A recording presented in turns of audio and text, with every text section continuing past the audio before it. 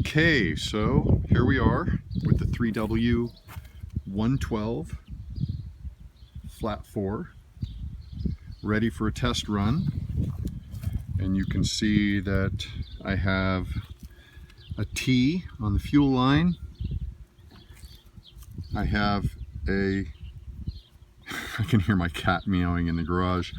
I have the front sensor hooked up to the front ignition, and obviously the rear hooked up to the rear.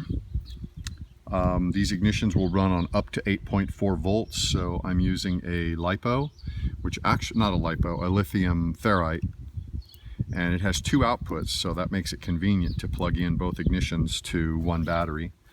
I've got redline 40:1 synthetic, and I have chosen a Majlik 2414, which will give us lots of cooling air. The only thing I'm a little iffy about is the chokes. The chokes are kind of like my Roto in that they're automatic. Well, they're not really automatic, but you can engage the choke and have it stay engaged until you disengage it, although it's a little more clunky than the Roto. So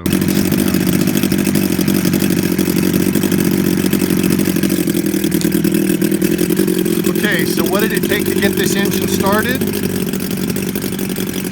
I merely had to choke it. I flipped it through about 10 times because I wanted to see it pulling fuel through both lines with no ignition. And then I hooked up the ignition at low, very low part throttle, choke on, flipped it, it barked, took the choke off, low throttle, flipped it, it started right up. That was it.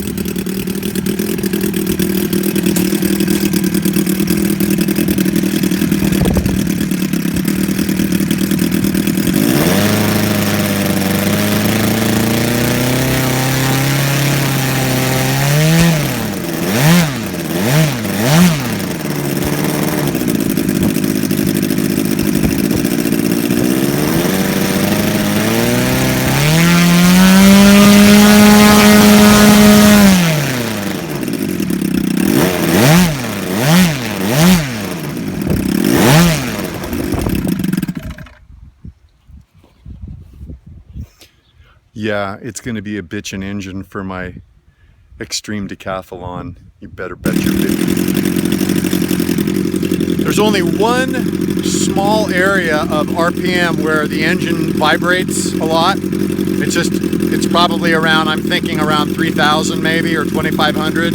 And you'll see it when I videotape it. It vibrates right there, and then otherwise it's smooth as silk.